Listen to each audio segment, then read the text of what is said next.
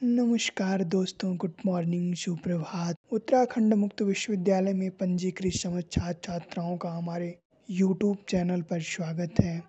आज की class BA प्रथम वर्ष राजनीति विज्ञान प्रथम प्रश्न पत्र खंड 2 राजनीति विज्ञान अध्ययन के उपागम।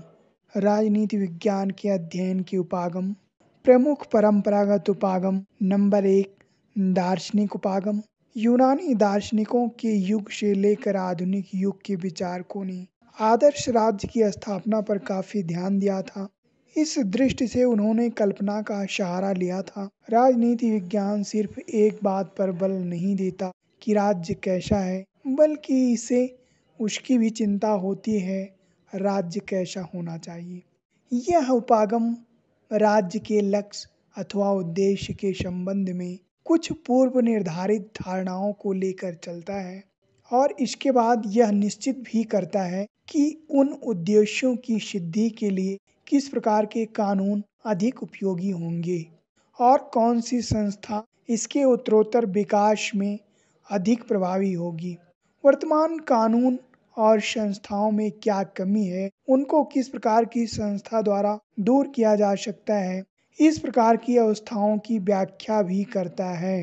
राजनीतिक चिंतन के इतिहास में प्लेटो, टॉमस, रूसो और मिल इस पद्धति को अपनाया कि प्लेटो की रिपब्लिक और टॉमस मूर की यूटोपिया इसकी एक अद्वितीय उदाहरण है। प्लेटो का दार्शनिक राज इस पृथ्वी पर संभव नहीं है, साथ ही मूर की यूटोपिया और प्लेटो की रिपब्लिक की भांति राजनीति विज्ञान का विद्यार्थी कल्पनादर्शी तथा समदर्शी बन जाता है। ऐसे में ऐतिहासिक तथ्यों से दूर रहकर खोखला आदर्शवादी बन जाने का खतरा बना रहता है। अगला पॉइंट है ऐतिहासिक उपागम। राजनीति विज्ञान के विद्यार्थियों के लिए इतिहास का ज्ञान अत्यधिक उपयोगी होता है, क्योंकि राजनीतिक संस्थाओं प्रणालियों के जन्म, विकास और उत्थान के अध्ययन का महत्व इस बात में है कि इससे भविष्य के पथ प्रदर्शक के लिए निष्कर्ष निकाल सकते हैं। प्रत्येक राजनीतिक संस्थाओं के स्वरूप को जानने के लिए हमें उसके अतीत का अध्ययन करना आवश्यक होता है। राजनीतिक संस्थाओं का निर्माण नहीं किया जाता, बल्कि वह विकास का परिणाम होती हैं। अतः प्रत्येक राजनीतिक संस्था का एक अतीत होता है और उसके अतीत से परिचित होकर उसके यथार्थ स्वरूप का ज्ञान प्राप्त किया जा सकता है। ऐतिहासिक पद्धति राजनीतिक संस्थाओं के विकास को समझने हेतु वैज्ञानिक शोध का आधार प्रस्तुत करती है। राज्य अपने वर्तमान स्वरूप में दीर्घकालिक ऐतिहासिक विकास के फलस्वरूप आया है। राज्य के इस विकास क्रम में अतीत काल में कब कब और किन परिस्थितियों में क्या घटनाएं घटी, उनके क्या कारण थे आदि ऐसी बातें हैं जो राज्य के वर्तमान और भविष्य के स्वरूप को समझने में सहायक सिद्ध होती हैं। अगला पॉइंट है कानूनी उपागम। कानून के दृष्टिकोण से राजनीतिक चिंतन के इतिहास में एक महत्वपूर्ण विषय रहा है। उसके राज्य, संप्रभुता, सरकार, न्याय, अधिकार, प्राकृतिक विधि, अंतर्राष्ट्रीय विधि आदि विषयों पर शताब्दियों से विचार कर रहा है। इस उपागम के अनुसार राजनीति विज्ञान को संविधान, कानूनी संहिता, विधि के रूप में देखा जाता है। कानूनी आधार पर ही राजनीतिक संस्थाओं को अन्य संस्थाओं से अलग किया जाता है।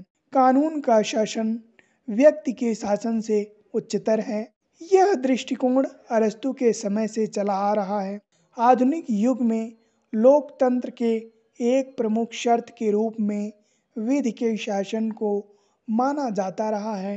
कानून के सहारे ही समाजों में अंधविश्वास खत्म होता है और रूढ़ियों में बदलाव लाया जाता है। राज्य के कानून सभी समुदायों के कानून से ऊपर उठकर जन समुदाय की रक्षा करते हैं, संप्रभुता को अक्षुण्ण बनाए रखते हैं। वेंथन, जॉन जस्टिस आदि विधि समुदाय के चिंतक रहे हैं, जिन्होंने फ्रांस, जर्मनी तथा अन्य यूरोपीय देशों में इस उपागम का शताब्दियों तक प्रचार किया। अगला पॉइंट है संस्थात्मक उपागम। परंपरा राजनीति विज्ञान राज्य और सरकार के अध्ययन पर आधारित है। कानून की अभिव्यक्ति संस्थाओं के माध्यम से होती है। संस्थात्मक और संरचनात्मक उपागम अरस्तु के संविधान के वर्गीकरण से ही प्रारंभ हो जाता है। संविधान का वर्गीकरण मसलन संसदात्मक तथा अध्यक्षात्मक, संघात्मक तथा एकात्मक संस्थाओं के स्वरूप के आधार पर किया जाता है। संसदात्मक तथा अध्यक्षात्मक कार्यपालिका तथा व्यवस्थापिका के संबंध पर आधारित है। संघात्मक और एकात्मक केंद्र तथा राज्य के संबंध पर आधारित है। संसार में महायुद्ध से पहले इसका विकास विषय क्षेत्र राजनीतिक संस्थाओं के इर्द गिर्द घूमता था। जिन प्रमुख संस्थाओं का इस विषय में अध्ययन किया जाता है वह संविधान, सरकार, मंत्रिमंडल, न्यायालय, स्थानीय संस्थाएं, राजनीतिक दल, नागरिक सेवा, प्रशासनिक विभाग, शक्ति, पृथक्करण संस्थाएं तथा प्रविधियां आदि सम्मिलित हैं। यह उपागम संस्थात्मक मूल्यों, स्वरूप, प्रक्रिया, बनावट या संरचनाओं, कार्यों एवं अधिकारों, औपचारिक एवं अनौपचारिक रूपों का परिणाम, प्रभाव आदि का विवेचन करता है। राजनीति विज्ञान के प्रमुख आधुनिक उपागम। पहला पॉइंट है समाजशास्त्रीय उपागम। प्लेटो और अरस्तु के समय से ही इस तथ्य को किसी न किसी रूप में स्वीकार किया जाता रहा है कि मनुष्य एक सामाजिक प्राणी है और राज्य उसकी एक सामाजिकता का परिणाम है। राजनीति और राजनीतिक संस्थाएं समाज का ही अंग होती हैं। व्यक्ति और समूह पर सामाजिक तत्व, संस्कृति, जाति, परंपराएं, वर्गभेद, धर्म, भाषा, परिस्थिति आदि का गहरा प्रभाव पड़ता है। राजनीति इन्हीं के सहारे शक्ति और प्रभाव ग्रहण करती है। आजकल लोक कल्याणकारी राज्य के उदय हो जाने की वजह से राज्य तथा राजनीति समाज के प्रत्येक क्षेत्र में अपना आधिपत्य स्थापित कर चुकी है। पिछले 20 से 25 वर्षों में राजनीति में व्यवहारवाद के विकास के साथ साथ समाजशास्त्र का राजनीति विज्ञान पर गहरा प्रभाव पड़ा है। मानव का राजनीतिक व्यवहार समाज की परिस्थितियों और प्रक्रियाओं द्वारा प्रभावित होता है। राजनीतिक व्यवहार को समझने के लिए नागरिकों का राजनीतिक समाजीकरण तथा समाज की राजनीतिक संस्कृति एवं परंपराओं का ज्ञान आवश्यक हो जाता है। दूसरा पॉइंट व्यवहारवादी उपागम। व्यवहारवाद तथा व्यवहारवादी उपागम राजनीति की व्याख्या और विश्लेषण का एक विशेष तरीका है जिसे द्वितीय महायुद्ध के बाद अमेरिकी वैज्ञानिकों द्वारा विकसित किया गया। परंपरावादी यूरोपीय विद्वानों ने राजनीति विज्ञान को विकसित करते समय मुख्य बल ऐतिहासिक एवं दार्शनिक विवेचना को दिया था। फलस्वरूप उसके ऊपर इतिहास एवं दर्शन का ही प्रभाव सर्वाधिक मात्रा में पाया जाता रहा है। परंतु द्वितीय महायुद्ध के पश्चात यह अनुभव किया जाने लगा कि राजनीति विज्ञान को सही अर्थों में विज्ञानत्व प्रदान करने के लिए यह आवश्यक है कि एक लंबे समय से चली आ रही यथास्थिति का अंत किया जाना चाहिए। फलतः राजनीति वैज्ञानिकों का ध्यान संस्थाओं और मूल्यों से हटकर मनुष्य के आचरण के रूप में केंद्रित होने लगा। राजनीतिक वैज्ञानिकों को अपनी विषय वस्तु के लिए इतिहास और दर्शन से सामग्री प्राप्त करने के स्थान पर समाजशास्त्र, मनोविज्ञान और मानवशास्त्र की ओर अभिमुख होने की आवश्यकता महसूस हुई। इतिहास और दर्शन के प्रभाव की आधी राजनीति विज्ञान में या तो राजनीतिक संस्थाओं का औपचारिक रूप से अध्ययन किया जाता रहा था अथवा इन राजनीतिक मूल्यों की विवेचना की जाती रही जिसके ऊपर राजनीतिक संस्थाओं को आधारित किया जाना चाहिए। स्पष्ट है कि इस प्रकार के अध्ययन से मनुष्य के अध्ययन के लिए संस्थाओं की रचना हुई, उसका कोई स्थान बचा नहीं। तीसरा पॉइंट है मार्क्सवादी उपागम। 19वीं सदी में मार्क्सवाद के आने से राजनीति और राजनीतिक संबंधों का विश्लेषण करने की एक नई पद्धति प्रकाश में आई कार्ल मार्क्स आधुनिक युग का ऐसा दार्शनिक था जिसने तार्किक रूप से समाजवादी विचारधारा के प्रतिपादन के साथ साथ सामाजिक एवं आर्थिक व्यवस्था में परिवर्तन लाने के लिए वैज्ञानिक नियमों की खोज की। कार्ल मार्क्स के पूर्व भी अनेक समाजवादी विचारकों ने अपने विचार रखे, जैसे इंग्लैंड के विचारक Robert Owen, Saint Simons, Charles Fourier आज प्रमुख थे। पूंजीवादी व्यवस्था में मौजूद विषमताओं को इंगित किया, किंतु पूंजीवादी व्यवस्था के स्थान पर नई समाजवादी व्यवस्था के लिए कोई राजनीतिक क्रांतिकारी मार्क्स राजनीति को स्वतंत्र अस्तित्व देने के पक्ष में नहीं थे। उनका मानना था आर्थिक क्रिया महत्वपूर्ण है और यही सभी संरचनाओं का निर्माण करती है। मार्क्स के समकालीन अर्थव्यवस्था को आधार मानकर राज्य की विवेचना की। अगला पॉइंट है राजनीति विज्ञान की प्रकृति। राजनीति विज्ञान का सर्वप्रथम प्रयोग अरस्तु ने अपनी पॉलिटिक्स पुस्तक के शीर्षक के रूप में किया था। लास्की ने अपने प्रसिद्ध ग्रंथ का नाम ग्रामर ऑफ पॉलिटिक्स रखा था और विल्सन ने भी राजनीति के सिद्धांत नामक शीर्षक से पुस्तक की रचना की।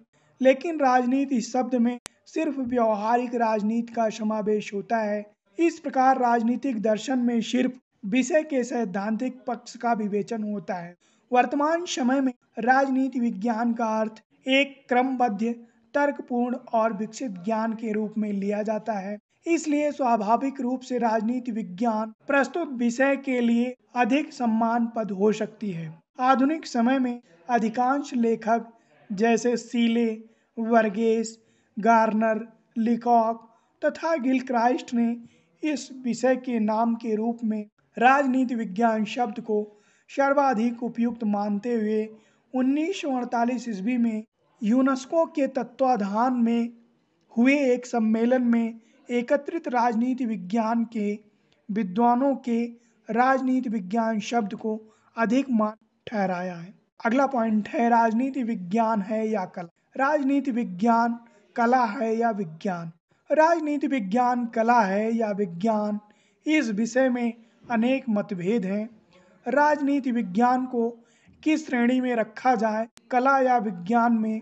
राजनीति विज्ञान वस्तुतः एक प्राकृतिक विज्ञान नहीं है, परंतु इसे शुद्ध कला के रूप में भी स्थापित नहीं किया जा सकता। वैज्ञानिक आविष्कारों का प्रभाव जब सामाजिक विज्ञानों पर पड़ा तो उनमें तथ्यों पर जोर दिया जाने लगा। यह समझा गया कि यदि सामाजिक विज्ञान में वैज्ञानिकता का समावेश नहीं किया गया तो इसकी उपयोगिता समाप्त हो जाएगी। व्यवहारवादियों ने इस विषय को तथ्यपरक और वैज्ञानिक बनाने के लिए यथासंभव प्रयास किए, परंतु पुनः इस पर विचार किया जाने लगा कि आदर्श और मूल्य के बिना राजनीति विज्ञान अर्थहीन है। इसे तथ्यपरक और मूल्यपरक दोनों ही होना चाहिए। इसलिए इस बहस पर अधिक महत्वपूर्ण चर्चा की गई। विज्ञान के अध्ययन के लिए विद्वानों को और दो श्रेणी में बांटा गया। अरस्तु इसे सर्वोच्च विज्ञान की संज्ञा देते हैं और बर्नार्ड शॉ इसे मानवीय सभ्यता को सुरक्षित रखने वाला विज्ञान मानते हैं। राजनीति विज्ञान के विभिन्न पहलुओं का अध्ययन करने के बाद राजनीति विज्ञान का अस्तित्व मानव के अस्तित्व से जुड़ा है। यह मानविकी विज्ञान में आता है। आधुनिक युग में लोकतांत्रिक सरकारों की स्थापना के साथ इसे अनुशासन का एक ग्रंथ माना जाने लगा। आज यह व्यक्ति को अपने अधिकारों का बोध कराता है, सरकारों को चेतावनी देता है, राष्ट्रों के बीच संघर्ष को कम करता है, नागरिकों को राजनीतिक शिक्षा देता है। क्योंकि राजनीति विज्ञान शब्द अध्ययन विषय के सर्वाधिक उपयुक्त नाम है, क्योंकि इस शब्द के अंतर्गत संपूर्ण विषय आ जाता है। राजनीति विज्ञान के विज्ञानत्व का प्राकृतिक विज्ञान की दृष्टि से आकलन करना उचित नहीं है। इसकी प्रकृति विशिष्ट है। यह न तो साहित्य की तरह पूर्णतः व्यक्तिनिष्ठ है और न विज्ञान के समान पूर्णतः वस्तुनिष्ठ। यह एक सामाजिक विज्ञान है जिसके कंधों पर तत्वों की व्याख्या के साथ साथ मूल्यों का स्पष्टीकरण भी जुड़ा है। यह विज्ञान और कला दोनों है। लाशवेल ने तो इसे कला, विज्ञान और दर्शन का संगम कहा है। आपकी ये दूसरी यूनिट समाप्त हुई। अगली यूनिट के साथ अगले वीडियो में मैं आपसे फिर मिलूँगा। तब तक के लिए धन्यवाद।